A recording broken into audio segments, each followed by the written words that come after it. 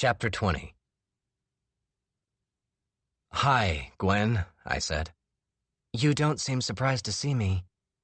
"I guess not. I spoke with 2 other FBI agents today, and they told me that you'd been suspended." "Who did you talk to?" she said, stepping forward so that she was now in the light from the street.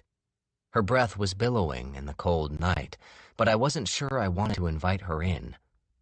"One agent from New Haven? Barry, right?" "Look," I said, "I'm just not sure I should really be talking to you." "No, I totally understand. I don't want anything from you, but I was hoping to at least talk, just for a little while, explain what happened. I would have called you, but I couldn't do that. Can I come up, or could we grab a drink somewhere? Anywhere but where we're standing right now?" We walked down my street to Charles and got a booth at the Sevens, where we each ordered a Newcastle brown ale. Gwen removed her coat but kept a thick woolen scarf wrapped around her neck. Her cheeks and the tip of her nose were still red from being outside. "What do you want to know?" she said. "You've been suspended?" "Yes, pending a review." "How come?" She took a sip from her bottle of beer, then licked foam from her upper lip. "When I presented what I'd learned to my supervisors, well, not what I'd learned so much, but what I suspected, that there was a connection between several unsolved crimes in the New England area, I was told not to pursue the case. I made the mistake of telling them what had initially led me to you. The thing is, I knew who you were already. I'd heard your name, anyway, because once upon a time, I knew your wife. I knew Claire." Her eyes were looking at me, but not looking at me, landing somewhere around my chin. "How did you know Claire?" I said. "I knew her because my father was one of her teachers in middle school, Steve Clifton." I needed to make a decision. I needed to decide whether I was going to play dumb or if I was going to tell her the truth. Most of it, anyway. I think the look on her face was what made me decide that I needed to be truthful. She looked terrified, and I realized that if she'd made a decision to be honest with me, I should return the favor. "Yes, I know all about him." "What do you know?" "I know that he molested Claire over the course of 2 years while she was in middle school. He screwed up her life." "She told you about it?" "Yes." "What did she say about it? If you don't mind my asking. I understand if you feel—" She broke off, and I realized how hard this was for her. I said, "To tell the truth, we didn't talk much about the details. She brought it up early on in our relationship, said it was important for me to know, but she always downplayed it, at least to me." Gwen was nodding. "You don't have to tell me exactly what she told you. I understand." "Why don't you have his last name?" I said. "Why aren't you Gwen Clifton?" "I was, of course, for years, but I had my name legally changed. Mulvey is my mother's maiden name." "That makes sense," I said. Then I added, "Did you actually know Claire?" "Yes, I remember her. I was younger than she was by about 5 years, but she used to come to the house. Several of my father's students used to come to the house, and I remember her because she played boggle with me a bunch of times. And then later, when I was in high school, my father confessed to me what he'd done, and hers was one of the names he told me."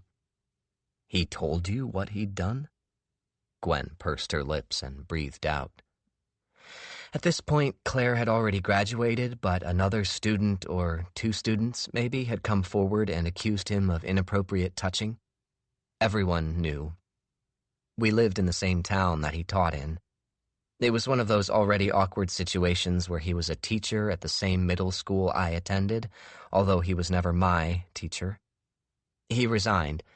He was forced to resign, and there must have been some kind of legal settlement because it never went to court. Or else there wasn't enough evidence. One night, he came to my room." She stopped speaking and pressed her index finger against her left eye for a moment. You don't have to tell me all this, I said. He came to my room and told me the names of the girls he'd molested, including Claire's name, and he said he did it to protect me. That he never wanted to do anything to me, so he did it to other girls. She shrugged and pressed her lips together into something that looked like a half-smile. Jesus, I said. Yeah, she said. So I never forgot Claire's name. And I remembered later hearing how she died and looking up her obituary and finding your name. So I knew about you as well. What about you and your dad? That time he came and talked to me was the last time we ever talked. He left the house after that, and my parents divorced, and I never saw him again. He was killed, you know. He was murdered? Not officially, no, but yes, I believe he was. How? Don't you know? She said. I was drinking from my bottle of beer even though it was empty. You think I killed him? I said. She shrugged again and gave me that odd smile. The color had disappeared from her cheeks and from her nose, and as usual I found it hard to read her face, the paleness of it, the flatness of her eyes. I don't really know, Mal, but at this point I don't know what to believe. Do you really want to hear what I think? I do. Okay. Eric Atwell was murdered, and I know that you weren't in the state, but that doesn't mean you couldn't have arranged it. My father was run down by a car when he was on his bicycle. It was a hit and run, but I always assumed someone had killed him for what he'd done. It would make sense. Both of those killings would make sense, would be justified, really, especially for the husband of Claire Mallory. I will admit that I don't feel bad for either of them, I said, and tried on my own smile that I'm sure looked as awkward as hers. But that's all you'll admit? What does either Eric Atwell or your father have to do with my list and the other murders? I don't know. Maybe nothing. After my father was killed, I did think about you again. I'd also heard about Eric Atwell's death, and I figured you might have something to do with that as well. I didn't care, even though I was training at the time to be an FBI agent. I knew someone had killed my father, and I actually hoped that it was someone with a reason for doing it, not someone who just accidentally ran him over and then took off. I wanted his death to be revenge, and I assumed that it was. Honestly, it's something that helps me sleep at night. And in my mind, I thought that it was probably you. There were other girls my father victimized, but Claire's the one I always remember, probably because she was kind to me, and I'll never forget that. And while I was learning about you, I discovered the list. I've had it memorized, I think, for many years, and I thought of it right away. I thought of the ABC murders, after hearing about the feathers that were sent to the police station. You thought I committed all those murders? She shifted forward on her wooden seat. No, I didn't. I don't know what I thought, really, except that something was going on. Something that might have to do with my father and with you. I got obsessed with it, even thought that maybe my father's death was related to the secret history. How? I said. Because, in a way, he picked the circumstances of his death. Because he biked a lot? Uh-huh. He biked all the time, especially after the divorce, after he'd moved to upstate New York. Not that I knew this from personal experience, but I read the police report on his death. He always biked alone, hills, mainly, on quiet roads. He was hit by a car going the other way. So yeah, I did think about secret history. If someone wanted to kill him, then running him down while he biked would be the easiest thing to do. It would look like an accident. Well, an accident that someone fled from, but it wouldn't necessarily look like a homicide. You told your boss all this? Not at first. When I first brought it to him, I told him about your list and how it connected with the Bird murders and with Bill Manso in Connecticut and how I wanted to follow it up, but he didn't bite. I made the mistake of mentioning that there was also a connection to my father's death, and that was when I was told that I was barred from investigating any further, that it would be handed off to other agents if they saw fit. I was on vacation last week when I questioned you and when we went up to Rockland. Someone at the coroner's office got in touch with my office instead of me directly, and that's how I got busted. And that's why I'm suspended. If they knew I was here now, I'd be fired for sure. So why are you here? I think, she said, then paused. I think I felt I owed you the truth, and maybe I'm warning you as well. They know everything I know. You are a suspect. You must think I'm a suspect as well. I don't know what to think anymore. Do I think you killed Elaine Johnson up in Maine, or Bill Manso, or Robin Callahan, or Ethan Bird? I don't really think so. But that's just a feeling. I know you're not telling me the whole truth. If I had to come up with a theory, and I know it'll sound ridiculous, but I think that maybe you talked someone into doing something to Eric Atwell, and maybe even my father, and now this person, whoever they are... Charlie, remember? I said. Right. Charlie. Look, I haven't slept in days. I wanted to talk with you, and we've talked. I can't have anything more to do with this investigation, not if I want to keep my job. Can I ask you to keep this meeting secret? Of course. She took a sip of her beer, still 3/4 full. And if you did have anything to do with the death of my father... I didn't. But if you did, know that there is no one alive who mourned his death. She stood up suddenly, banging her thighs against the table between us. You okay? I said. I'm fine. I'm just exhausted. What are you going to do now? I'm going to drive home, and I'm going to try and forget about all this. I walked her to her car, wondering if I should offer her my couch for the night, but decided that was a bad idea for multiple reasons, besides which I don't think she would have accepted. And I wasn't sure I wanted her there myself. She had not been honest with me, and I wasn't convinced she was being entirely honest now. At her Equinox, parked near the Flat of the Hill Hotel, we stood for a moment in the whistling wind. Gwen had begun to shiver. Are you still rereading the books? She said. I've been reading The Secret History, I said. Suddenly that title takes on a whole new significance. I laughed. It does, I suppose. Any new insights? From the books? From anything? Can I tell you something that you won't share unless you have to? I'm not even supposed to be here talking with you, so, yeah, I wouldn't worry about it. Okay, I said. It's just a name that came up. I won't say how, but if anything does happen to me, maybe take a look at someone named Nicholas Pruitt. She repeated the name back to me, and I spelled it for her. Who is he? He's an English professor. It's probably nothing, but... Okay, she said. Hopefully he'll be fine, and I won't have to look into his name. We said goodbye, neither of us offering a handshake or a hug. Then I walked back to my apartment, thinking about everything we'd just said to each other. I'd been home for 20 minutes, wide awake, when I considered leaving again, driving to New Essex and confronting Nick Pruitt that night. I had gotten his address online from searching the online version of the White Pages, then found his house on Zillow, a place that posted real estate transactions. He lived in a single-family home on the outskirts of New Essex, in a neighborhood near the university. I could just show up at his door and knock on it.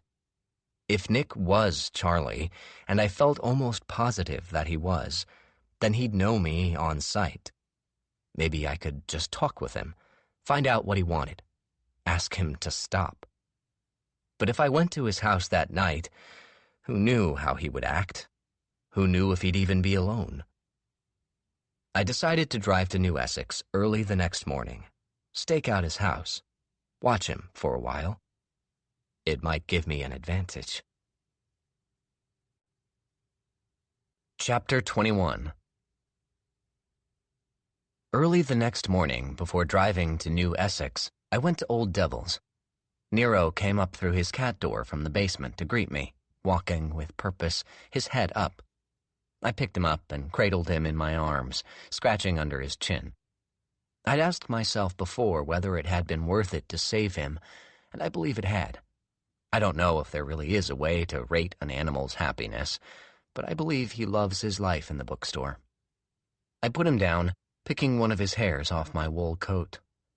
Would they have collected his hairs from Norman Chaney's house in Tickhill during the investigation of his murder? Would they have considered them important or irrelevant? I didn't really know. I left a note with a list of things to do for Emily and Brandon, then went back out into the cold morning. I was in New Essex a little over an hour later, idling along the curb across from where Nick Pruitt lived, a small square house with a mansard roof. It was 8 in the morning, and I felt conspicuous. Corning Street was almost entirely residential, and all the houses had driveways. Mine was the only car parked along the curb. There was a corner store back about 100 yards. I U-turned and parked in front of it, turned off my engine. I still had a view of Pruitt's house, and if anyone questioned why I was sitting in my car, I could say I was about to go into the store. The car began to steam up, and I cleared a small patch on the bottom right of the windshield so that I could still watch the house while slumped in my seat. I took small sips from my thermos of coffee. There was a car parked in his driveway, something sporty that might be a Porsche, but that didn't necessarily mean that he was still home. He worked at the university, only a few blocks away. If he was teaching a morning class, he could easily walk there. While waiting, I went over my list of books in my mind, connecting them with the murders. Unless Gwen Mulvey hadn't spotted one of them, then Charlie had committed murders described in 4 of the 8 books on my list, possibly 5. The first one, of course, was done with me, Eric Atwell and Norman Chaney, the swapped murders from Strangers on a Train. Then Charlie had recreated the plot from the ABC murders, substituting people with birds in their names. Bill Manso had been killed using the idea from Double Indemnity. Elaine Johnson had been killed the same way that the playwright's wife had been killed in Deathtrap. And was it possible that Stephen Clifton had been murdered by using the method in The Secret History? How had Charlie even known about Clifton? But, of course, he might have. He knew about me and my wife. How hard would it have been to discover that Claire Mallory had gone to a middle school where a teacher had been accused of improper behavior with his students? It was unlikely, but not impossible. That left 3 books, 3 murders to go. The Red House Mystery, Malice Aforethought, and The Drowner.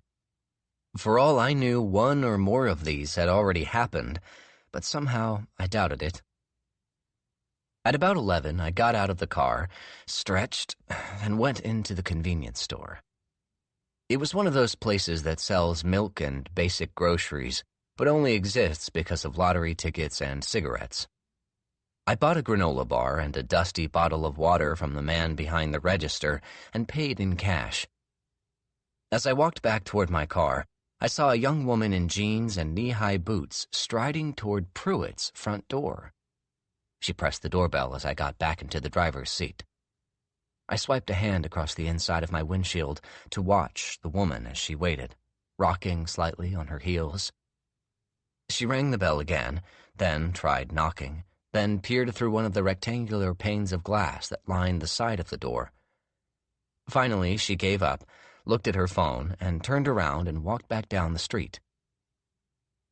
I got out of the car and began to follow her. I figured that if she was looking for Nick Pruitt, she'd eventually find him, and if I was following her, then I'd find him as well. She was walking fast, almost jogging at times, so I picked up my pace.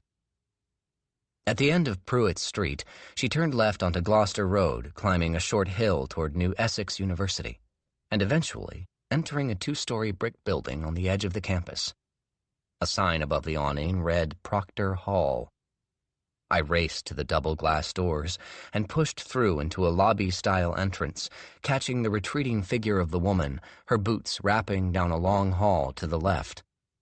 A bearded man behind an information desk looked up at me, and I smiled and nodded like I'd seen him 100 times, then followed the woman down the fluorescent-lit hallway. She was pushing through the third door at the left.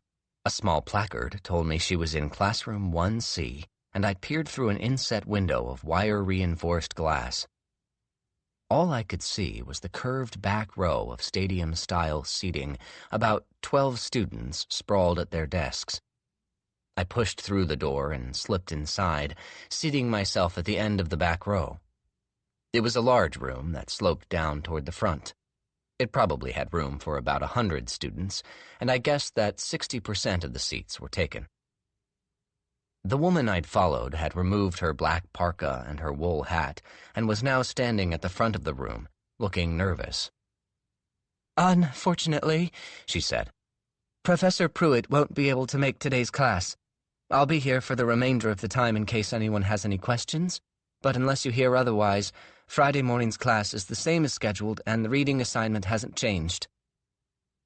Halfway through her announcement, all the students had begun to slide their laptops into their backpacks and put their coats back on. I got up as well and quickly left the room, walking back down the hallway, then outside, hoping my presence hadn't been too noteworthy to anyone. I wandered toward a bench with a view out toward the Atlantic, dark gray under a leaden sky. I sat for a moment, angling my body so that I could see the front of Proctor Hall, students now streaming out, moving quickly out of fear that their professor would suddenly show up and they wouldn't get the morning off. It was clear what had happened. Pruitt hadn't shown up to his class, hadn't responded to texts or calls to his cell phone. His teaching assistant had resorted to running down to his nearby house and seeing if he was home. I had a bad feeling, but tamped it down. Pruitt was a drunk of some kind. At least that was what Gillian Gwynn had reported. Maybe he was hungover. Maybe this sort of thing happened all the time, and his TA would sometimes be able to rouse him by banging on his door. I kept my eye on Proctor Hall, curious to see what the TA might do when she departed the building, wondering if she might go back down to Pruitt's house. Then I remembered her saying that she would stick around the classroom for the duration of the canceled class. I stood up, began to walk down the hill toward Pruitt Street. My body was telling me to get back in my car and drive home. Something had happened. A line of poetry went through my mind. Someone is dead. Even the trees know it. And it took me a moment to remember that it was an Anne Sexton line, a poem about one of her parents dying, I thought. As I approached Pruitt's house, I studied the line of trees along Corning Street. They were all leafless, of course, and against the dark sky they were just black shapes, pencil scratches. It was hard to imagine them full of leaves on a summer day. Yes, someone is dead, but it wasn't enough just to know it. When I got to Pruitt's house, I cut down his driveway, passing his car. I was wearing gloves, and I unlatched the wooden door that led to his fenced-in backyard. Drifts of crusted snow filled the square yard. There was a grill under a tarp, but nothing else. Unraked leaves, black now, were banked up against the far fence. I climbed 3 steps that got me to a small deck and a back door. Through the window pane, I could see a kitchen with a checkered linoleum floor. Beyond it was what looked like a dining room with a long table. The door was locked, and I knocked on the glass. I was about to punch through the window, but there was a row of old plant pots on the deck. Crouching, I lifted each one. Under a pot with rosemary in it was a single silver key. I pinched it between my gloved fingers. It fit the back door, and I was inside. I shouted, "Hello," into the empty house, then waited for an answer. I walked through the uncluttered kitchen into the dining room, going slow, allowing my eyes to adjust to the dim interior. All the curtains were pulled. From the dining room, I could see through into the front room of the house, to a long sofa. Pruitt was sitting there on one end of the sofa, his feet flat on the floor, his hands on either side of his thighs, and his head tilted back all the way, resting against the sofa cushion. He was dead. I knew that much just by looking at him, at how still he was, how exposed his neck was with his head at that uncomfortable angle. As shocked as I was by the sight of his body, I was equally shocked because it meant that Pruitt wasn't Charlie. I'd been so sure that he was, and clearly I'd been wrong. There was, I suppose, a minuscule possibility that maybe Pruitt really was Charlie, and the guilt of what he'd done had caused him to drink himself to death. But I knew in my gut that that wasn't the case. Pruitt had been killed by Charlie, who was many steps ahead of me. There was a very strong smell of whiskey coming from the room, and I saw the bottle on the floor, tipped on its side on the thin Persian rug. It caught what little light there was in the room, glinting from a line of wire that encased its triangular shape. I recognized the brand. It was a Scotch, but couldn't remember exactly what it was called. There was also another smell, one that made me think of hospitals. I moved in a little closer so that I was standing in the doorframe. And from there I could see that there was dried vomit down the front of Pruitt's sweater. Knowing I wasn't going to go any farther into the room with Pruitt's body there, I glanced around. Not surprisingly, there were many bookshelves. In one corner was a large flat-screen television and what looked like an old stereo system. On the wall above the sofa was a large framed theater poster advertising a production of Shakespeare's The Winter's Tale. It included a line drawing of a bear with a crown on its head. I did notice that except for the bottle on the floor in front of the sofa, I'd seen no other signs of liquor in the house. I slowly backed away into the dining room and then the kitchen. I looked around there for liquor as well, but didn't see any. I opened his refrigerator. It was sparse inside, but there was a six-pack of beer on the top shelf, although looking at it closely I realized that it was non-alcoholic. I shut the refrigerator door, wondering if it would be worth it to look around the house some more, or if it would be foolish to stay any longer. I knew what had happened here, of course, although I hadn't completely processed it yet. It was Malice Aforethought. In that book, a woman who is a drug addict is killed with a drug overdose, making it look like an accident. Pruitt was an obvious recovering alcoholic, but Charlie had somehow gotten him to drink again, gotten him to drink a fatal amount, or at least to make it look like he had. Chirping sounds like crickets suddenly filled the kitchen, and I jumped, my heart ratcheting up to full speed. It was Pruitt's phone, charging by the toaster on the kitchen counter. I went and looked at the screen. The person calling him was named Tamara Strahovski. I guessed that it was the TA, checking in once more. How soon before she called the police, asking for a wellness check? I had no idea of knowing. I made a quick decision to briefly look through the house. A 5-minute search. The kitchen had 2 doors, and I went through the other one. It led to a back hallway, a half bathroom, and a room that was Pruitt's office. There was a standing desk, a laptop propped open on it, and more shelves, most of these filled with endless copies of his own book, Little Fish. I knew from visiting Brian Murray's home that authors got a number of their own editions, but not as many as there were in here. Little Fish filled 2 bookshelves, and there were stacks along the floor. It looked to be in the hundreds. I wondered if he'd bought copies of his own books, maybe to boost sales. From the office, I worked quickly down a side hall that led to the stairs. At the top of the landing, I peered into Pruitt's bedroom, messier than any of the rooms downstairs, and sparser as well. There was a pile of clothes on the floor, an unmade bed, and another hand-drawn theater poster framed on the wall. This time for Twelfth Night. I was able to get a better look at this poster. It was a production of the New Essex Community Playhouse, and the director was Nicholas Pruitt. Before leaving the bedroom, I glanced at the top of his bureau, cluttered with framed photographs, most of them old family shots, although I recognized a picture of Gillian Gwynne posing with Pruitt in front of what looked like the reconstruction of the Globe Theatre in London. I let myself out the back door and returned the key underneath the potted rosemary. Then I got back into my car and drove home to Boston. Chapter 22. I hadn't gone back on to Duckburg since 2010, when I'd arranged the murder swap. But I was thinking I needed to revisit the site now, just in case I could get in contact with Charlie. As far as I knew, I still had the site bookmarked on my work computer. It was early afternoon, and I walked from home to the Old Devil's. Every time I blinked, I could see Nick Pruitt's lifeless body sitting placidly on his sofa, his head tipped back and his mouth hanging open. I pushed through the door. Emily was behind the register ringing up a sale, and I heard Brandon before I saw him. "The gang's all here," he said in his loud voice. He was crouched to my left, hunting one of the lower shelves, probably trying to find a book for an online order. "Just for a while," I said.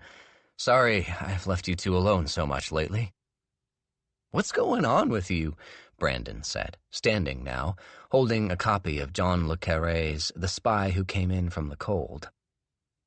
"Honestly," I said, "I haven't been feeling too well." It was the first lie that popped into my head.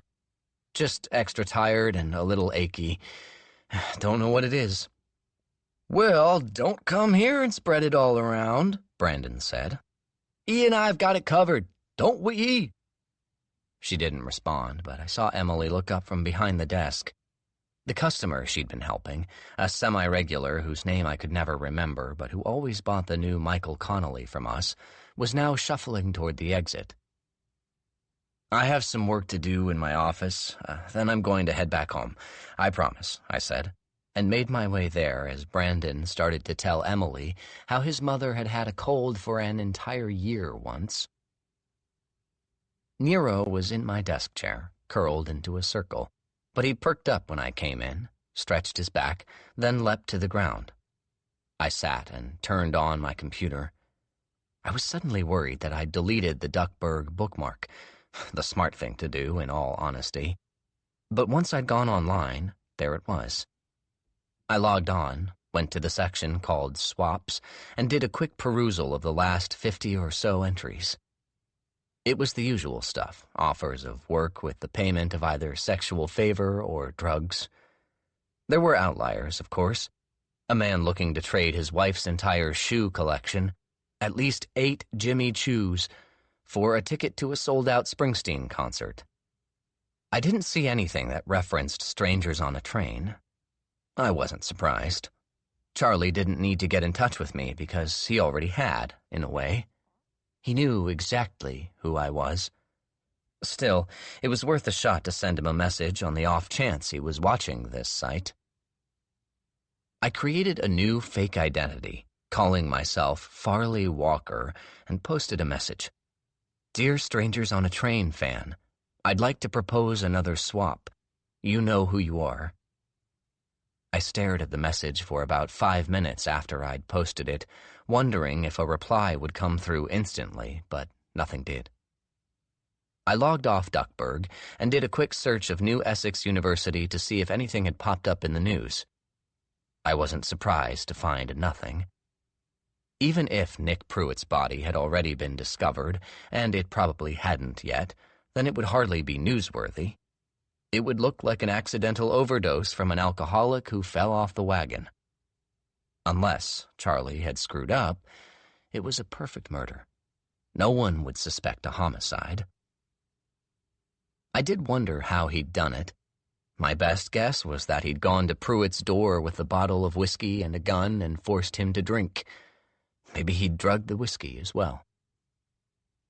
The bigger question I had was how had Charlie targeted Pruitt in the first place? The only people who knew I was interested in him were Marty Kingship and Gillian Gwynne. Of course, Pruitt was related to Norman Chaney. And if Charlie had arranged for Chaney's death, then he'd have a connection with Pruitt as well. I suddenly remembered the book, Little Fish, and that I'd left it here at the store. Emily was now back at her own desk, dealing with online orders, probably, so I went to the register. Little Fish was there, where I'd left it. I realized how incriminating it was that I had a library copy of this book and decided that the least I could do was not leave it where it was. "You had a visitor last night," Brandon said. I looked up. "Oh, yeah?" "Brian Murray's wife. Is it Tess? Was here looking for you." "Oh," I said. "Did she say what she wanted?"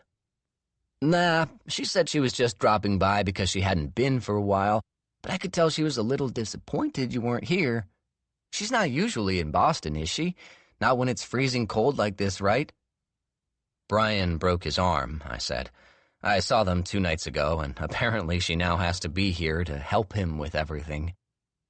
"Oh, man, that's hilarious," Brandon said, although I wasn't sure it really was. I wasn't too surprised that Tess had stopped by the store. She had been in the book business, after all, as a publicist, and I was sure she was tired of babysitting her husband. Still, I couldn't help thinking about the way she'd hugged me goodbye after we had drinks at the Beacon Hill Hotel.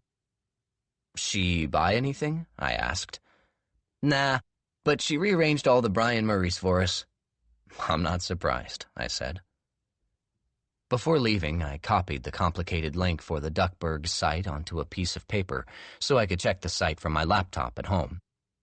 Then I grabbed Little Fish, told Brandon and Emily they might be on their own for a while, and headed home.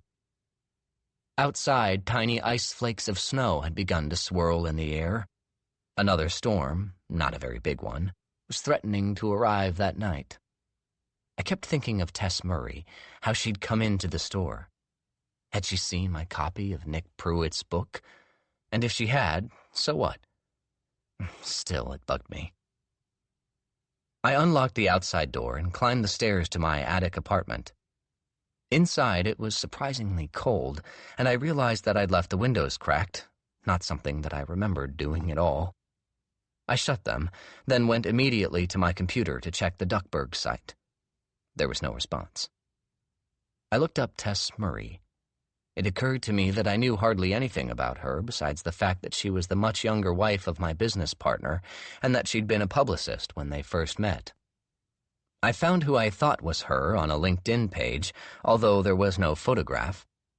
It listed one of the big publishing houses as a place of former employment, plus a business called Snyman Publicity, and I remembered that Snyman was her name before she changed it to Murray. Her current place of employment was the Treasure Chest on Longboat Key in Florida, the small jewelry store she now ran. I wondered if she'd quit the book business because of her association with Brian Murray. It had been a minor scandal when they'd gotten married, mostly because she'd broken up his marriage, but also because she was so much younger and so much more attractive. The fact that they had been married for over 10 years hadn't changed anyone's opinion that she was a gold digger. I remembered a story I'd heard about her, probably from another local crime writer. This had been when Tess was still working as a publicist but had just started seeing Brian. She'd been at a cocktail party at Thriller Fest in New York City when someone made a disparaging remark about Brian, how he'd been mailing in his increasingly flimsy thrillers for years. It was not an untrue accusation, in my opinion, but apparently Tess slapped the person who had said it out loud, then stormed away. I remember that whoever had told me that story seemed to be telling it to show what a lunatic Tess was, but I'd heard it as a story that confirmed her essential love for Brian. I believed they had a good marriage. I checked my phone to see if I had Tess Murray's information on it. I did, both her email address and her cell number. I sent her a message. "Hey, Tess, Malcolm here in case you don't recognize the number. Heard you were in the store and asked after me. Let's have dinner soon. The 3 of us. I'd love to catch up some more." I turned my phone screen off after sending the message, but as soon as I set it down, it buzzed, and there was a message from Tess. "Yes, come for dinner tomorrow night." I wrote back telling her I'd love to come and asked her what time and what could I bring. 7 and yourself, came the reply, so instantaneously that I wondered how she had time to even type the words. After the exclamation marks, she'd included a single red heart. I went to the refrigerator to get a beer. I had some eggs and cheese and decided to make an omelet for dinner, even though I hadn't felt any kind of hunger since seeing Pruitt's body in the morning. I put a bunch of Michael Nyman CDs in my old CD player and listened to his score for The End of the Affair first. I made the omelet and ate half of it, then opened another beer. I went to my bookshelf and found the section where I kept my Brian Murray books. I had almost all of them. Definitely all the recent ones, because Brian had his book launch parties at Old Devil's, and he always inscribed a book for me. But I also had most of the old paperbacks, the early Ellis Fitzgerald novels that I'd started reading when I was about 10 years old. I didn't have to get those particular books from Annie's Book Swap, because my mom was an Ellis Fitzgerald fan and bought all the books herself. The early ones were really good, like funnier Ross MacDonald novels. And it was a fairly big deal back then that the detective was a female, and a tough, uncompromising one at that. Brian had told me several times that in the first draft of the first Ellis Fitzgerald novel, The Poison Tree, Ellis had been a man. His agent told him that the book was good, but that it was a little familiar. He made Ellis a woman without changing anything else, and the book sold. I pulled out the paperback edition of The Sticking Place. It was the 5th Ellis Fitzgerald book and the one that won the Edgar Award. For fans, it was either their favorite book in the series or their least favorite book. For me, it was my favorite. At least it had been when I'd first read it as an adolescent. At the end of the previous book in the series, Temperate Blood, Ellis's on-again, off-again boyfriend, Peter Appleman, is killed by a member of the Boston Mafia. In The Sticking Place, Ellis gets her revenge, carefully and brutally murdering everyone who had been remotely involved in Appleman's death. The book has very little in common with the other books in the series. There are no buffoonish clients or Ellis witticisms. It has more in common with one of Richard Stark's Parker novels. I took The Sticking Place, along with a fresh bottle of beer, with me to my sofa. The book had been read so many times that some of the pages were slipping away from the cracked binding. The creased cover was black, with an image of a revolver, its cylinder cracked open to reveal 6 empty spaces where the bullets had been. I opened to the title page, not surprised to see my mother's name in her handwriting in the top right corner. Margaret Kershaw, and the date she'd bought the book. It had been July of 1988. So I'd been 13 years old, and it was almost certain that I'd read this book as soon as I could get my grubby hands on it, probably immediately after she'd finished. I think I remember her telling me it was very violent. I'm sure that made me all the more eager to read it for myself. The book was dedicated to Brian Murray's first wife, Mary. I'd never known her, but Brian told me once that the reason he dedicated almost all his books to her was because she'd sulk for days if he didn't. He told me that divorcing her was good for many reasons, but mostly because he was now free to dedicate books to other people in his life. I began reading the book and was instantly hooked. It opens with Ellis meeting with the head of the Boston Mafia at the bar at the Ritz and handing him a list of names. Either you'll punish them, or I will. It's up to you. He scoffs at her, tells her that she needs to forget it and move on. The rest of the book is her single-minded pursuit of those responsible for her boyfriend's death. It's suspenseful and violent, and Ellis comes across as slightly psychotic. After each killing, she applies lipstick and kisses the dead man on the cheek, leaving an imprint. The book ends with her at the Ritz again, drinking Chardonnay with the Mafia head, who apologizes for underestimating her, and together they agree that balance has been restored. She's gotten her revenge. He does ask her about the lipstick. I thought it would give the police a kick, she said. Nothing they like more than some killer with a trademark. Makes them think they're in a Clint Eastwood movie. I finished the book at just past midnight. Kept thinking about trademarks. Ultimately, that was what Charlie's murders were about, leaving a mark of a kind, a signifier that told the world that the murderer was more important than the victim. Charlie might have been inspired by a sense of revenge or justice when he'd asked me to kill Norman Chaney. But now it was about him, and about my list. And about me, too, I guess. What kind of person puts himself above his victims? What kind of person becomes obsessed with a list of books? One of Brian's writer's tips he shares is that when you can't figure something out in the plot of your book, go to bed and let your subconscious pick at it. I decided to do that, to try and finally get some sleep, and maybe even some answers. Chapter 23. I spent the next morning flipping through all my Brian Murray books. I even speed-read his latest novel, Die a Little, in which Ellis Fitzgerald solves a gang murder at a local high school. The novel was so dated that it was a little embarrassing. Brian hated research, and I got the feeling that all he did to prepare for writing his latest book was watch a double feature of Boys in the Hood and whatever that Michelle Pfeiffer movie was where she taught inner-city kids. At just past noon, I got a phone call from Agent Perez reminding me that I hadn't yet provided my whereabouts and movement for the times of the murders. "Sorry," I said to her. "I got busy. Can we do them right now? Give me the dates and I'll see if I know where I was when they occurred." "That's fine," she said. I opened up my calendar on my laptop and we started going over dates. First, she asked me about Elaine Johnson. "I sent that information to Agent Mulvey," I said. "I was in London when she died. September 13, right?" "That's right," Agent Perez said. Then she asked me about Robin Callahan, who had been shot on August 16th of 2014. My calendar had nothing that week, except for the fact that I would have been at work that day. I told Agent Perez that, and she asked if anyone could vouch for me.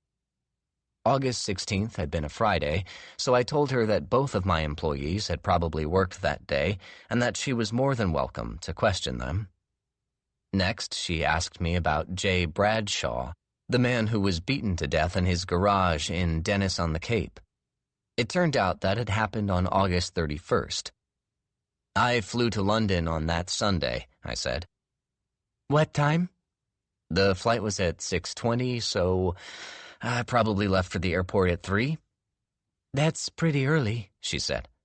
"I know," I said. "I like to get there early if I can. I'd rather have extra time there than be running late."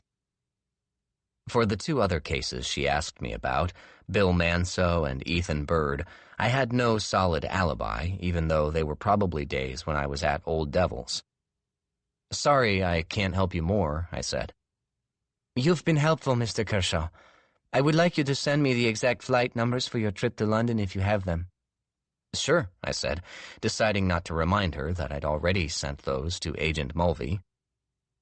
"And just so we're being thorough, and I know this is a long time ago, but can you tell me where you were on August 27th of 2011?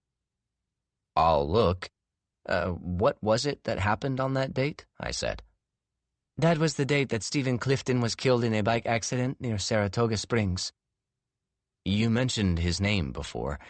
I don't know who he is. Agent Mulvey never said anything about him." "His homicide was in her notes," Perez said. I had flipped backward through my online calendars. I thought of making something up, but said instead, "I was probably working that day, but honestly, it was a long time ago. My calendar has nothing." "That's fine, Mr. Kershaw. Not a problem, but I thought I'd ask." "Okay, thanks," I said. I thought that would be the end of the phone call, but Agent Perez coughed, then said, "I know I already asked you this, but when Agent Mulvey came to you, were you convinced right away that there was a connection between your list and the unsolved crimes? I'd like to hear your response again." I wasn't convinced, not right away, but maybe that had something to do with me not wanting to admit to a connection. It's a bad feeling, having written some dumb list and then finding out that someone else is using it to commit actual murders. I'm sure it is. She told me about the Bird murders first, and how she connected them to the ABC murders. The Agatha Christie book? Right. It seemed a stretch, honestly. But the man killed on the train tracks, Bill Manso, that murder did sound like it was emulating double indemnity, but like I said, I didn't really believe it until we found the books at Elaine Johnson's house. Then it was obvious. And it was obvious that the murderer wanted me to know about it, or wanted it to point to me, I guess. I don't really know. We talked a lot about it, the two of us. Who? You and Agent Mulvey? Yes, we thought about what Charlie, that was the name we gave him, was trying to accomplish with the murders, and we thought that he really was trying to accurately convey the spirit of the original murders from the books. Can I ask you about one of her notes?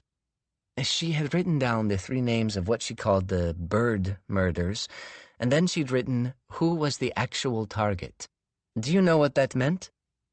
In the ABC murders, a series of murders are committed so it will look like a lunatic is on a crime spree. But the murderer had only one victim in mind that he really wanted dead. The other murders were cover. So you think that might be the case with the Bird murders? I don't know if I think that, but it's a possibility. Maybe it's a possibility that all these crimes, all the ones tied to your list, are just covering for one murder. Sure, I said. It's a possibility, but if that were the case, that's a lot of murders to commit to conceal one. Yes. There was a lengthy pause, and I wondered for a moment if our call had been disconnected, or if she was just thinking. So if you had to guess, she finally said, which one of the 3 in the Bird murders do you think was the intended victim? If you forced me, I'd say Robin Callahan, because she's the best known of the 3, and she pissed a lot of people off. That's what I think, she said. Then there was another pause. Do you mind if I call you back with any other questions I might have?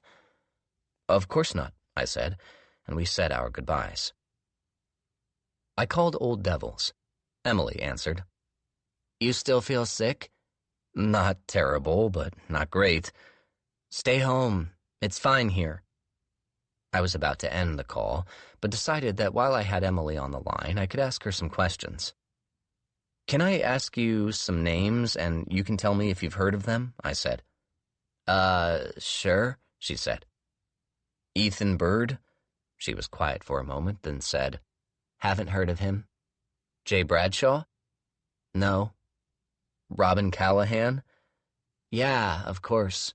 She was that insane newscaster who got murdered. I'm sure she'll be the subject of an eventual true crime bestseller. Why do you say she was insane? I don't know. I guess I heard it. She wrote the book about adultery, right? Right, I said. After ending the call, I thought some more about Robin Callahan being the intended victim of the 3 Bird murders. And even if there hadn't been an obvious intended victim, there must have been someone that Charlie thought of first. He knew he wanted to emulate the ABC killings, and he knew he wasn't going to use the alphabet. If he decided that he wanted to kill Robin Callahan, then the way to cover it would be to find 2 more victims with names that suggested a bird. And Robin Callahan was a natural victim in the sense that she'd upset people. She advocated for adultery, and she'd wrecked at least 2 marriages. In the afternoon, I slept on the sofa. I dreamed I was being chased again, like I always did. Even when I was young, I would have these dreams in which I suddenly found out that my parents, my friends, my teachers were all monsters, and that I needed to run from them. In the worst dreams, I found myself powerless to move, my legs heavy, my feet stuck to the earth. That afternoon, in my dream, the only person I wasn't running from was Gwen Mulvey. She was at my side, and together we were trying to escape the murderous horde. When I woke up, I ran to the bathroom thinking I might be sick, but I wasn't. I dressed for dinner, tucking a blue checked shirt into a pair of dark corduroys, then putting on my favorite sweater, a cashmere roll neck in black, the last gift I'd received from Claire on the Christmas before she died. I stood in front of a floor-length mirror, and in my mind, I asked Claire how I looked. "You look fine," she said. "You always look fine." I imagined her running her fingers through my short, gray hair. "What should I do?" I asked her. "About these murders." "It's your mess," she said. "You need to fix it." It was something she used to say, although when she said it, she'd always be referring to herself. It was what she said after confessing to me that she'd gotten involved with drugs again. I told her I could help, and she said, "Ugh, no, it's my fucking mess, and I need to fix it myself." I used to think this trait of hers, the way she owned her failings, was a good thing, but now I'm not so sure. Her life was messy, but the most important thing for her was to avoid confrontation, to not upset people, to take on all the blame herself. Hurting herself was fine, but she would go out of her way to not hurt anyone else. It was her prime directive, the need to avoid collisions, to avoid letting other people take care of her. It's my fucking mess. But she was wrong. Chapter 24. I left the house without checking the weather and found that the snow had picked up. It was now coming down in thick clumps, sticking to trees and bushes, but melting on the sidewalks and roads. Before heading to Brian's house in the South End, I went to a wine shop on Charles Street and bought a bottle of Petite Syrah. I was halfway out the store when I turned around. I bought a bottle of Svak, a Hungarian herbal liqueur that I liked. Then I walked to Old Devil's, where Brandon and Emily would be getting ready to close up for the night. Before entering the store, I stood outside in the snow for a moment, peering through the window into the warm glow of the bookstore's interior. Brandon was talking to a customer, and even though I couldn't hear the specific words, I could hear the deep boom of his voice all the way out on the street. Emily was in the background, moving back and forth behind the checkout desk. Friday nights and Saturdays during the day were the times when the three of us, the Old Devil's bookstore employees, were most likely to all be working, and it felt strange to be outside, looking in.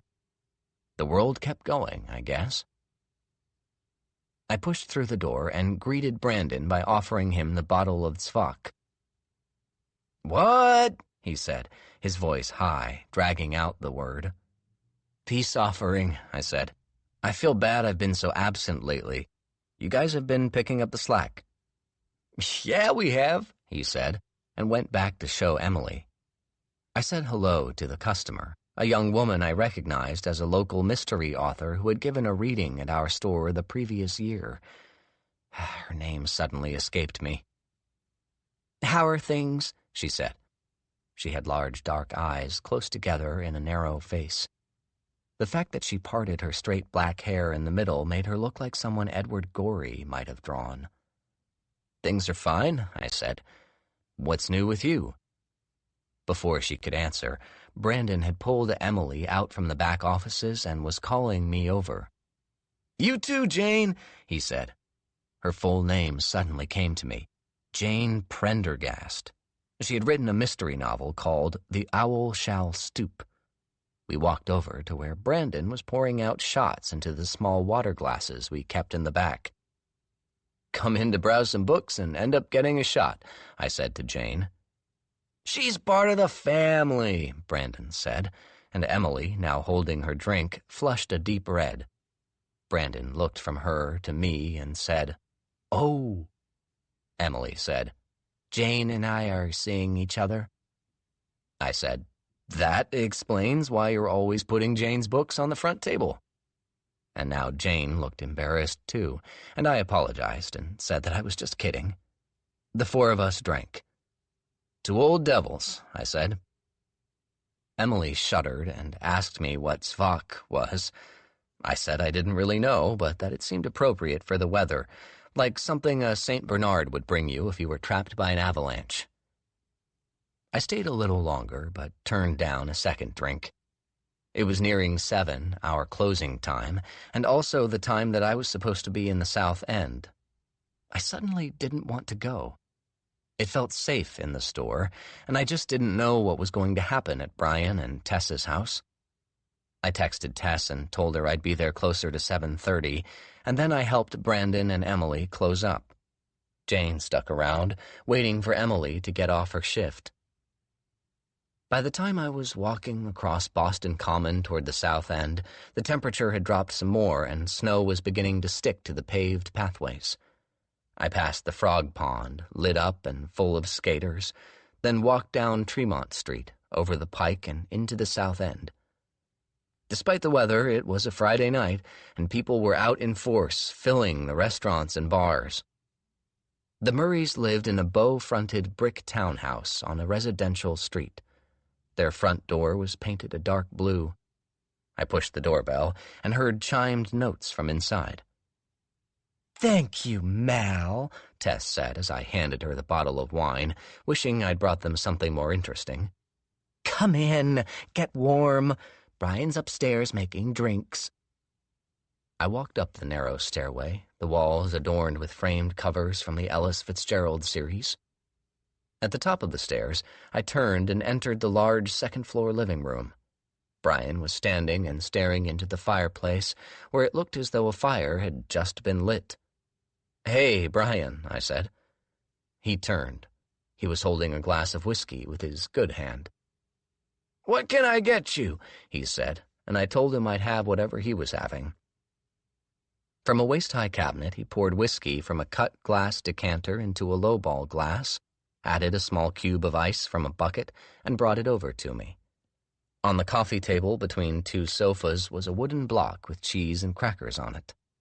We sat down, and he put down his drink in order to lean over to get himself a cracker. "How's the arm?" I said. "If you live as long as me, it turns out you just get used to having 2 arms. It's not so easy to lose one of them, even temporarily." "Tess helps?" "Well, yes, she does help, but she won't let me forget that fact. No, I'm kidding. It's nice to have her here. Tell me about the store. What's selling?" We talked shop for a while.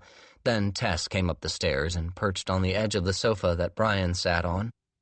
She wore an apron, and her face was red and shiny, as though she'd been peering into cooking pots. The Murray's dog, a speckled hound called Humphrey, had followed Tess into the room, and after briefly sniffing at my outstretched hand, began nosing toward the cheese board. "Humphrey!" Brian and Tess said at the same time, and he sat back on his haunches, his tail slapping the floor. "What's for dinner?" I said, and I studied the two of them as she replied. Tess's eyes were bright, as though she was excited. Brian watched her the way he might watch a bartender, with slight disinterest, until, of course, you needed another drink. "Have one more drink, the two of you, then come downstairs for dinner," Tess said before she left. She squeezed my shoulder as she passed me on the way to the stairs, then slapped her thigh, and Humphrey followed her out the door.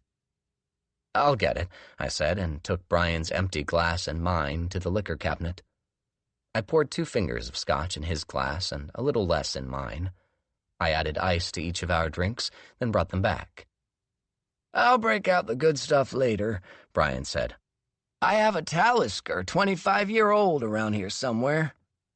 "Don't waste it on me," I said. "This tastes fine." "Well, we're drinking midweek scotch, and unless I'm mistaken, today is Friday. At least that's what Tess said.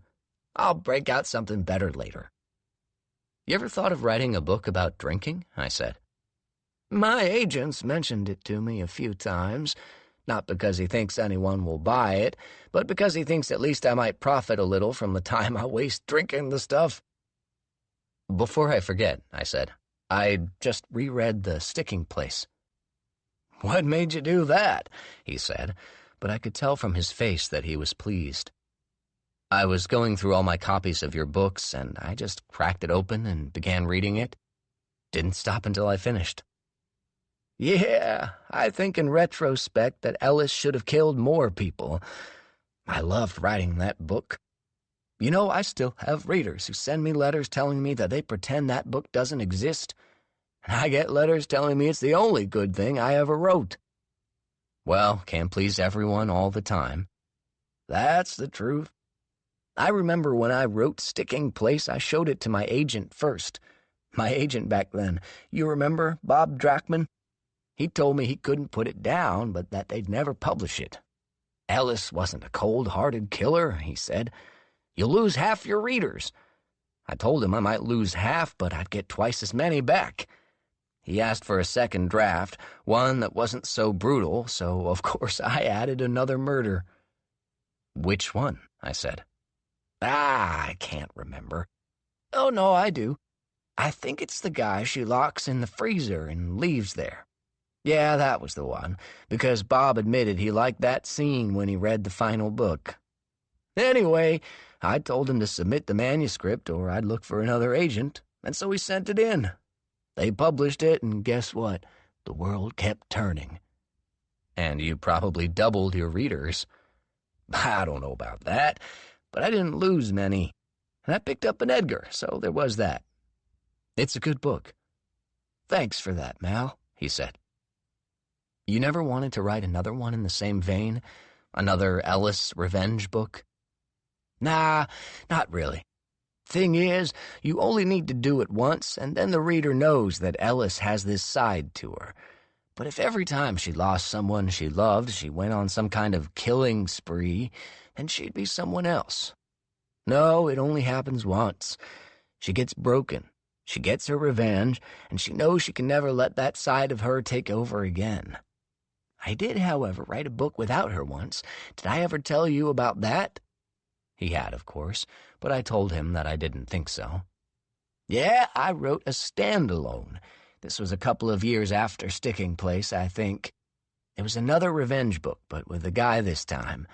South Boston cop whose wife gets raped and murdered by a bunch of Irish thugs. He tracks them down and takes them all out. I wrote it in about 2 weeks, read it over, and realized I'd basically rewritten Sticking Place. So I stuck it in my drawer and forgot about it. You still have it? Jesus, he said, scratching the side of his rubbery nose. That's when I was living with Mary out in Newton, so who knows if it survived the move. But yeah, I don't remember throwing it out, so it's around here somewhere.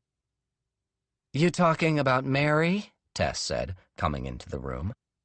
She was no longer wearing the apron, and it looked as though she'd put on some makeup. Yeah, the good old days, Brian said. Dinner ready? Dinner's ready. We went down to the ground floor and ate by candlelight at the dining room table nestled in front of the bay window that looked out onto the street. Humphrey the dog had been given some sort of treat and was busy chewing on it from his dog bed in the corner. Tess had made braised short ribs, and between the three of us we went through 3 bottles of wine before she brought out dessert, a clementine tart. Did you make this? I said. God, no. I cook, but I don't bake. Who wants port? We don't, Brian said, looking at me. Let's have some of that whiskey I was talking about earlier, the Talisker. You can have that, Tess said. I'll have port. Can I get it for you? I said, and stood up, banging my thigh a little against the edge of the table. Thank you, Mal, that would be lovely. There's port down in our cellar. Bri, tell him which bottle he should grab. And the whiskey's upstairs, I think. I was given my instructions and went down into the basement first to look for the port. I'd never been down there before. It was semi-finished, the walls sheetrocked, but the floor just poured cement. Along one wall was an enormous bookcase. I went over to look at it and found that it was entirely filled with books by Brian Murray, all the various versions, including foreign editions of his Ellis Fitzgerald series. I stood, staring at them for a moment, aware that I'd had far too much to drink at dinner. The dim light of the basement made it feel like I was in a dream. Conversation at dinner had been entertaining. Tess and Brian using me as an audience for their slightly hostile, slightly flirty back-and-forth insults. But as I swayed in front of the bookshelf, holding what looked to be a Russian paperback edition of To Play the Villain, I kept thinking back to what Brian and I had talked about over drinks, about how much he clearly enjoyed writing his violent revenge novels, how he'd written a second one and never published it. I wanted to get back to that conversation. The other side of the basement was filled with floor-to-ceiling wine racks. Brian had told me to look for a bottle of Taylor Fladgate Tawny Port that should be in the upper right. I pulled several bottles out before I found the right one and brought it back upstairs and into the kitchen where Tess was piling dishes in their enormous sink. "For you," I said. I was not entirely surprised when, after she took the bottle, she thanked me, then placed it on the counter and pulled me in for a hug. "So nice to have you here, Mal," she said. "I hope you're having fun, too." "Of course," I said. She placed a hand along my jawline and told me how sweet I was. "Go get Brian his whiskey before he sobers up. I'll open the port." I went up the stairs and into the living room. All that remained of the fire was a few smoldering embers and a pile of ash. The room was still warm. I walked to the liquor cabinet, crouched down, and opened it. Inside there were about a dozen bottles, all whiskey as far as I could tell. I found the Talisker and pulled it out. Behind it was a triangular bottle of whiskey called Dimple Pinch. It was the same Scotch that had been lying at the feet of Nick Pruitt. I was sure of it. The shape of the bottle was so unique, three-sided and each side dented in a little. Thin wire encased the bottle. I dug further into the cabinet and found there were 2 more bottles of the same Scotch, each unopened. This was probably Brian's midweek Scotch, the one he put in his decanter on top of the cabinet. I stood, still holding the Talisker, wishing I was less drunk, wishing I could figure out exactly what to do next. I heard someone enter the room, but it was only Humphrey, breathing heavily, bounding toward the cheese and crackers still on the coffee table. Chapter 25. With the whiskey between us, I listened to Brian tell the story of the weekend he spent getting drunk with Charles Williford in Miami. Brian knew I was a fan of the burnt orange heresy, so he'd told me the Williford story many times. It changed a little bit every time. I'm not a connoisseur of Scotch, but even I could tell that the Talisker was good stuff. Still, I'd bring the glass to my lips and only sip the tiniest amount. I needed to think about the significance of those bottles of Dimple Pinch I'd seen in the cabinet upstairs. Could Brian Murray be Charlie? My immediate answer was a definitive no. He was one of those men who could talk a good game, but who couldn't actually do a whole lot of things. He didn't drive. He couldn't cook. I'm sure he didn't make his own travel arrangements or file his own taxes or figure out his own bills. He could write, he could drink, and he could talk. There'd be no way for him to plan, then execute actual murders. But what if he had help? While we drank, I could see through into the kitchen where Tess was cleaning up, humming to herself. She seemed happy, relaxed almost. There was a break in Brian's story, and I said, "Did you ever read the blog posts that I wrote for the website?" "What website?" he said. "Our website, the Old Devil's site, the blog that's attached to it." "Oh, right," he said, remembering.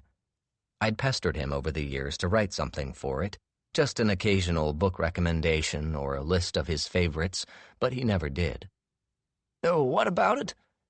"Do you remember a list I wrote a few years back, even before you were an owner, called 8 Perfect Murders?" He scratched at the inside of his eye, and I studied him.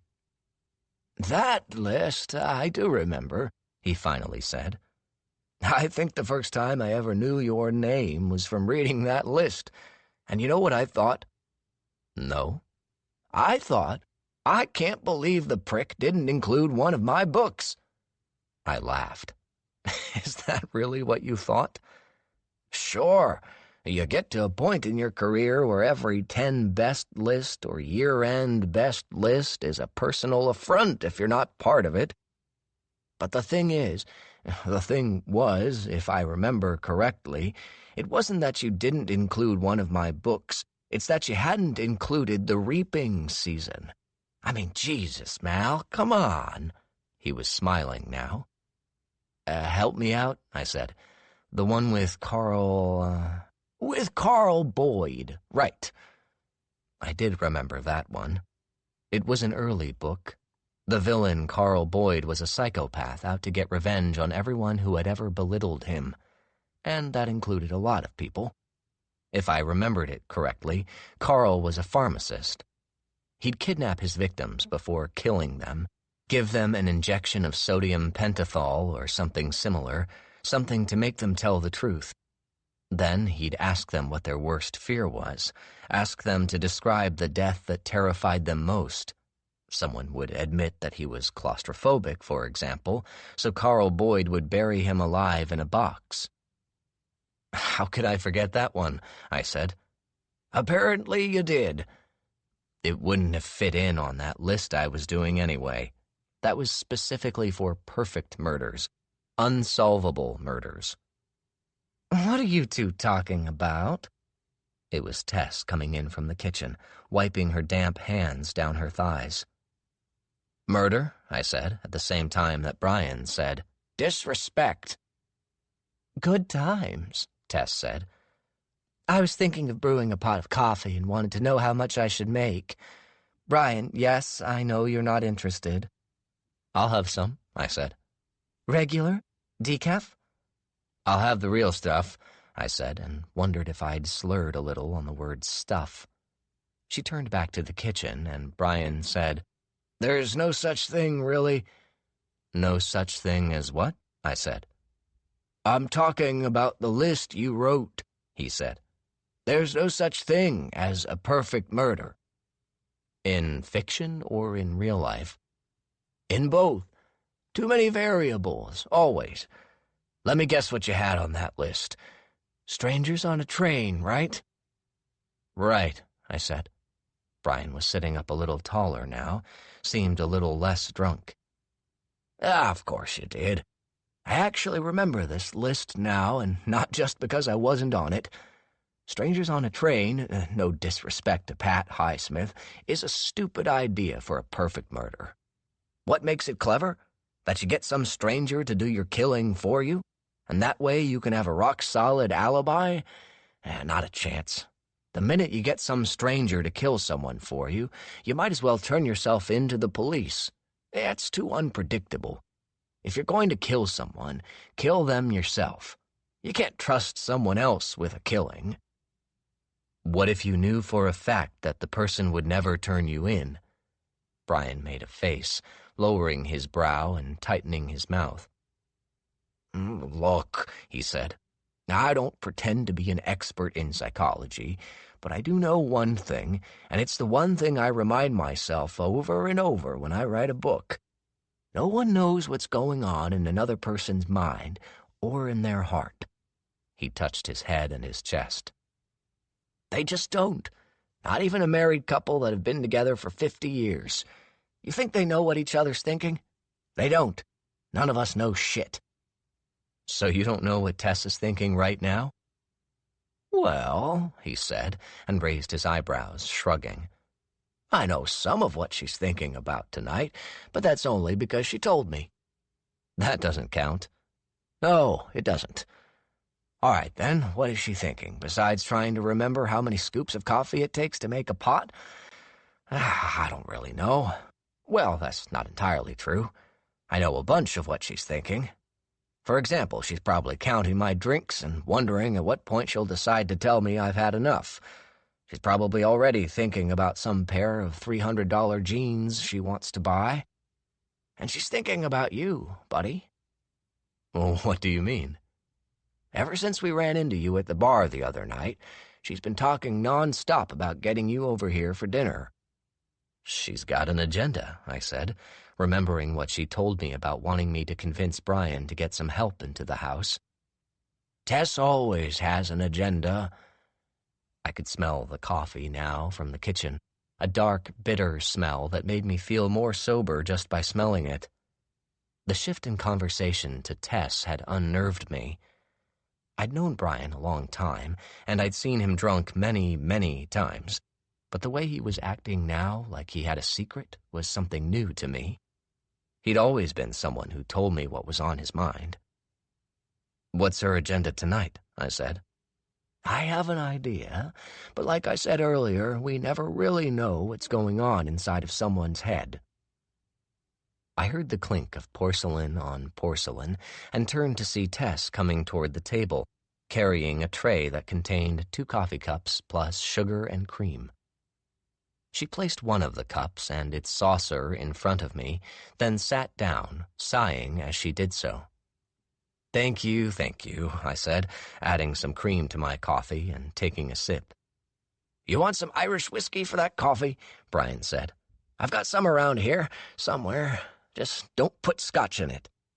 It's perfect as is, I said. Really? Tess said. What have you two been talking about out here? She was adding cream and stirring her coffee. Her lips were slightly stained from the port she'd been drinking, and her hair, which normally hung down on either side of her face, was pushed back behind her ears.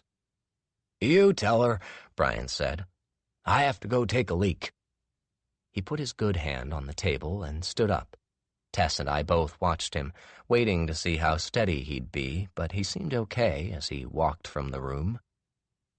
Did you mention anything about him getting some real help in here? Tess said after we both heard the bathroom door shut. I didn't know, I said. I forgot we talked about that. That's okay, she said. Anything you mentioned to him tonight he's not going to remember in the morning anyway. I am curious, though, what you two were blathering on about in here. Brian sounded almost passionate. He was talking about how no one really knows anyone else, how we never know exactly what another person is thinking about.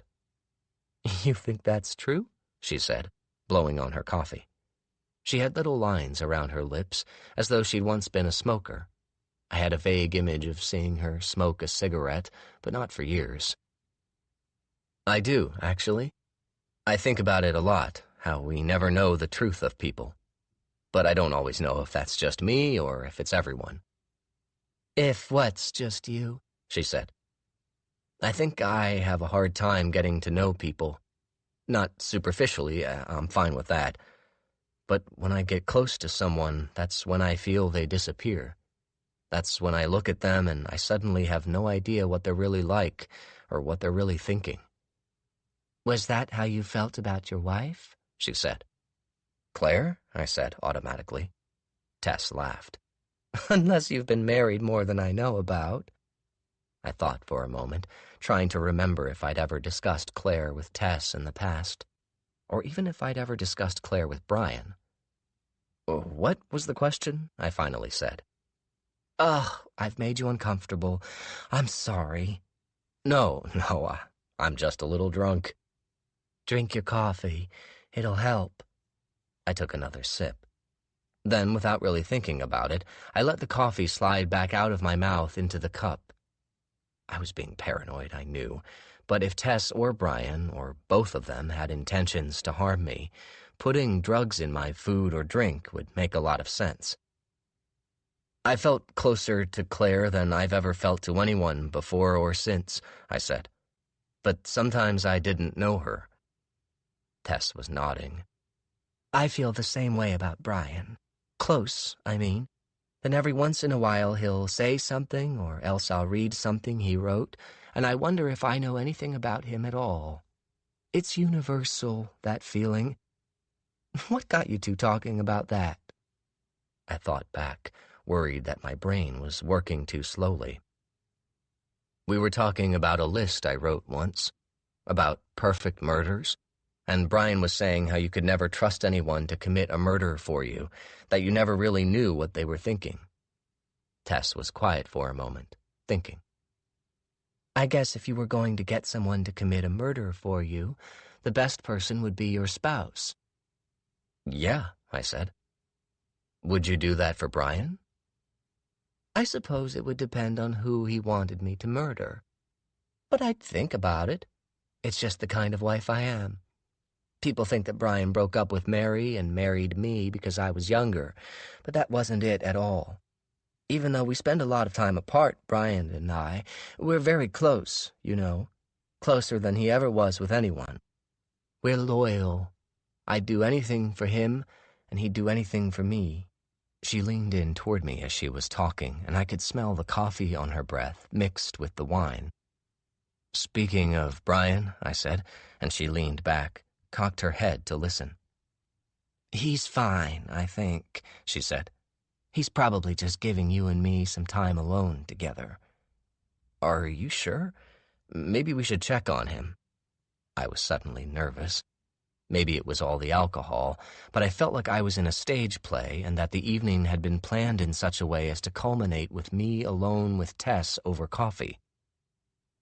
She touched my knee with her fingers, then stood. You're right. I'll go get him and tell him it's time to go to bed. But you should stay, Mal. I mean it. The night is young. Let's move over there and have another drink.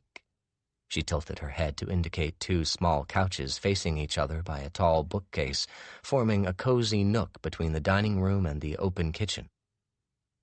Okay, I said, and she got up and walked out of the room.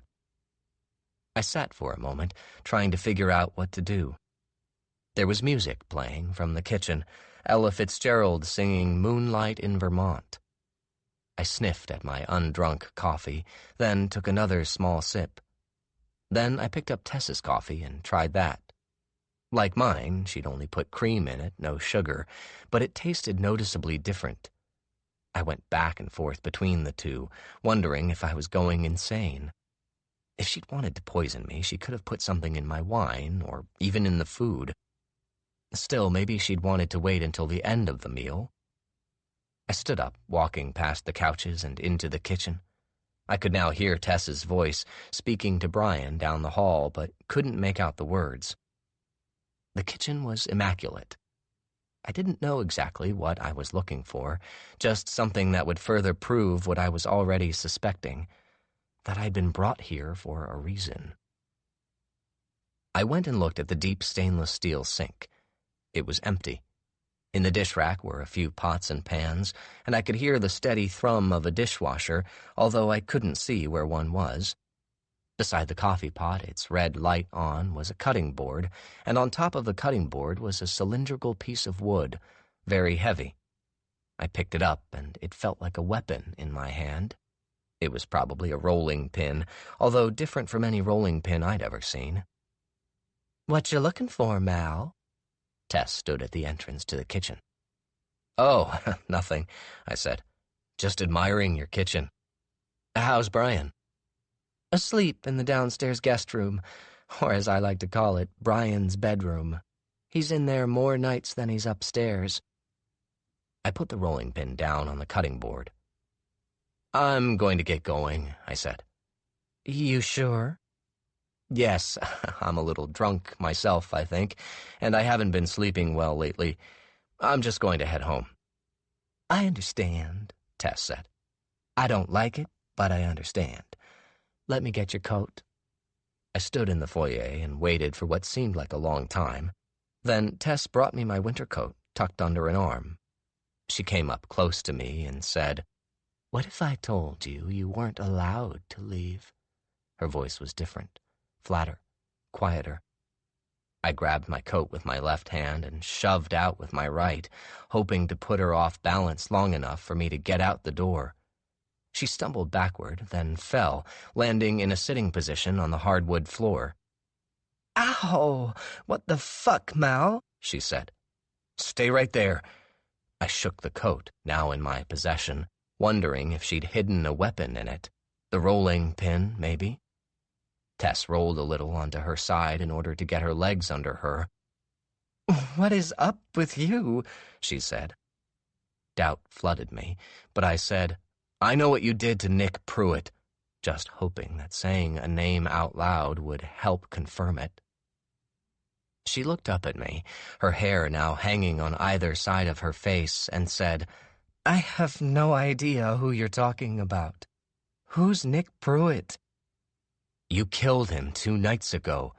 You saw his book in my store, and you realized that I was investigating him because of his relationship with Norman Chaney. So you got to him first. You got him to drink with you.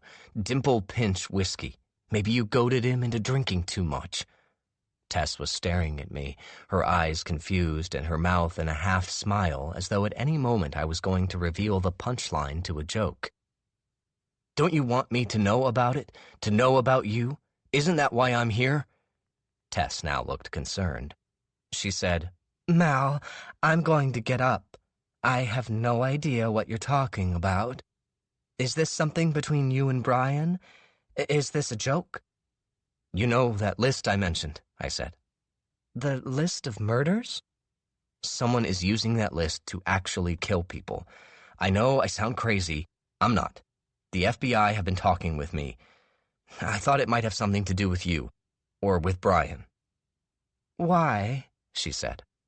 "Why were our coffees different? Why did you just tell me I couldn't leave?" She lowered her head and laughed a little. "Please, help me up. I promise I won't kill you." I leaned down, and she took my hand, and I helped her to her feet. "Our coffees tasted different because mine is decaf and yours was regular. And the reason I said you couldn't leave was because I was trying to seduce you." "Oh," I said. "Brian knew, or Brian knows, I mean, that I was going to try.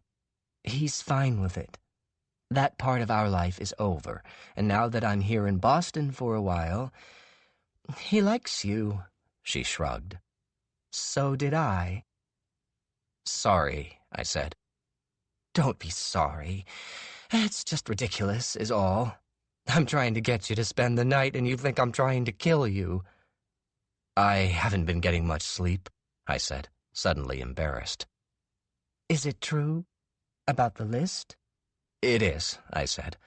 "Someone's using it to kill people, and I'm pretty sure it's someone who knows me." "Jesus. Are you willing to tell me about it? It really isn't that late." "Not right now, okay?" I said. "I really do think I should get going. I'm sorry I pushed you. I'm sorry I—" "It's fine," she said, and hugged me, squeezing tight. I thought she'd try and kiss me as well, but I guess that moment had passed. She pulled away and said, "Have a safe walk home. You want me to call you a cab or anything?" "No, thanks," I said. "And next time we see each other, I'll tell you more about what's been going on." "I'll hold you to that." After the door shut behind me, I stood outside on their front stoop for a moment. The street was quiet, the snow sticking to everything. I heard the distant sound of music and saw that people were exiting a bar down on the corner. I took the 3 steps down to the sidewalk and turned left, aware that I was stepping on pristine snow, leaving behind fresh marks. I hadn't gone even half a block when I heard the steps behind me, rushing, and I turned to see Tess moving fast, coatless, something in her hand. I must have flinched because she stopped 3 feet away from me and reached out with a book in her hand. "I forgot," she said, a little bit breathless. "Brian really wanted you to have this. It's an ARC of his new one. Don't tell him I told you, but he's going to dedicate it to you." Chapter 26. I was home an hour later, cold and damp and out of breath from clambering up my steep street in the accumulating snow. I shed my coat and my shoes and socks and lay down on the sofa in the dark. I needed to think. If nothing else, the long walk home had sobered me up, and images from the farcical night I'd just spent at Brian and Tess's kept repeating in my mind. It now seemed ridiculous that I had accused Tess of murdering Nick Pruitt and the others from the list, but when I'd said it, When I'd been there, convinced my coffee had been poisoned, it made perfect sense. I wondered what Tess was doing right now. Had she woken Brian up, told him the story of how I'd shoved her to the ground and accused her of murder? Did she think I'd gone insane? I decided that I'd call her first thing in the morning, maybe confide in her a little more about what had been going on recently. I also thought a little bit about her offer, about the reason I was brought to their house in the first place. In different circumstances, I might be in bed with Tess Murray right now. I sat up, and Brian Murray's book fell off my lap and onto the floor. I turned on the lamp, then picked the book up, looking at it for the first time. The title was The Wild Air, and the cover art, like the art of so many of his covers, showed the back of Ellis Fitzgerald looking out toward some sort of landscape or crime scene. On this cover, she was looking at a single tree on the horizon line, a flock of birds taking off from its branches, one of the birds lying on a snow-covered field, presumably dead. I turned to the page where the dedication usually was, and all it said was Dedication TK, editor speak for text that wasn't available yet. I wondered if Brian would still dedicate the book to me after he found out I thought his wife was a murderer. The book began with a line of dialogue. "What do you have?" Mitch asked. Ellis hesitated. Her answer was, "A glass of wine." It was always a glass of wine. But this time she said, "Soda water and cranberry, thanks." I thought about reading the rest, but I decided I needed to get some rest instead. I put the book on the coffee table, turned off the lamp, and turned onto my side on the sofa, closing my eyes. I lasted about 5 minutes.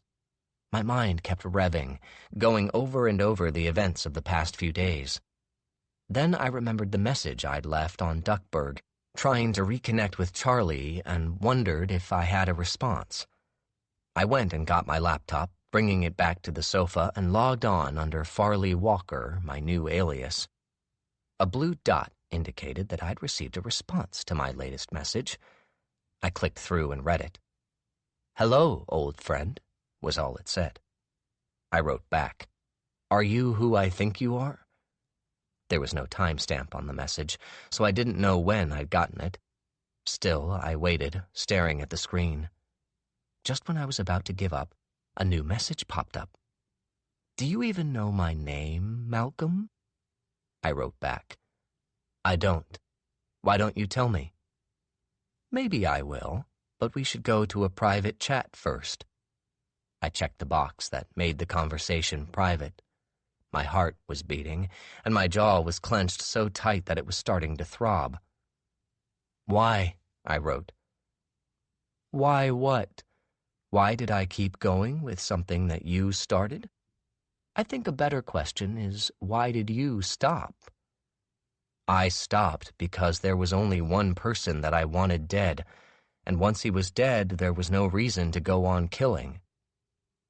There was a lengthy pause, and I was suddenly nervous that Charlie had logged off. I wanted to talk with him more. Also, this was ridiculous, but it felt safe somehow, seeing the words he was typing on the screen. It meant he wasn't doing anything else, I suppose. "Sorry for the delay," he eventually wrote. "I need to be quiet where I am." "Where are you?" "I'll tell you, but not right now. It will ruin the rest of this conversation, and I'm really happy to be having this conversation."